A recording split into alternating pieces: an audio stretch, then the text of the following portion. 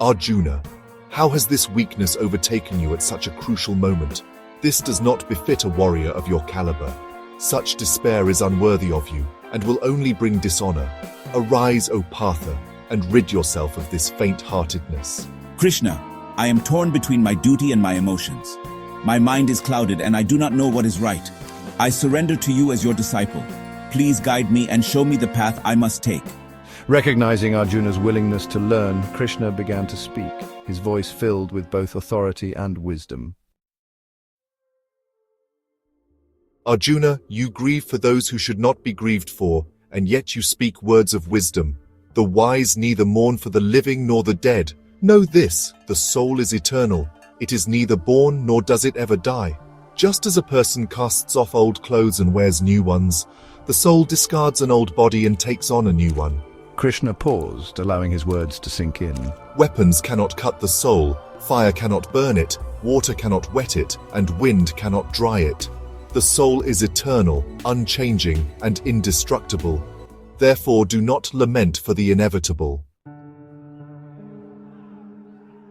Arjuna listened intently, but his confusion lingered. Krishna, even if the soul is eternal, how can I justify killing my family and teachers? Wouldn't this war lead to the destruction of Dharma and the downfall of society?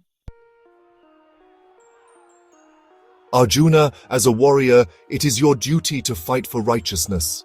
To refuse this battle out of fear or attachment would be to abandon your Dharma.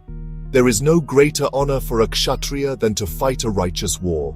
If you do not fulfill your duty, you will incur sin and bring dishonor upon yourself.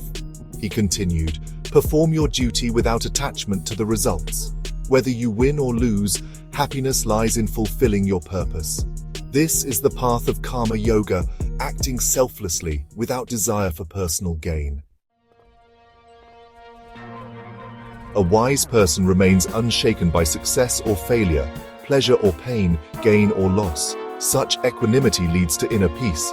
Attach yourself not to outcomes, but to the action itself. This is the way to liberation. Arjuna, though still troubled, began to feel the stirring of clarity within. Krishna, what does a person who is steadfast in wisdom look like?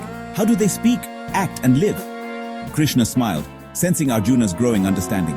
A person of steady wisdom is content within, unattached to external pleasures, and free from desires.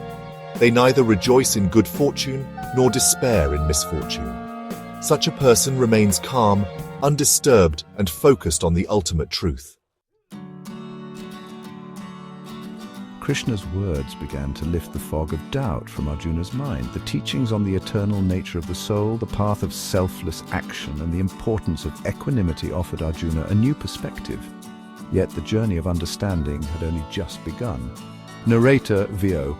Sanjaya, narrating to Dhritarashtra, said, thus, Krishna began to illuminate Arjuna's mind, dispelling his sorrow and preparing him to face his Dharma with courage and wisdom. And so, Chapter 2 came to a close, marking the foundation of Krishna's timeless teachings.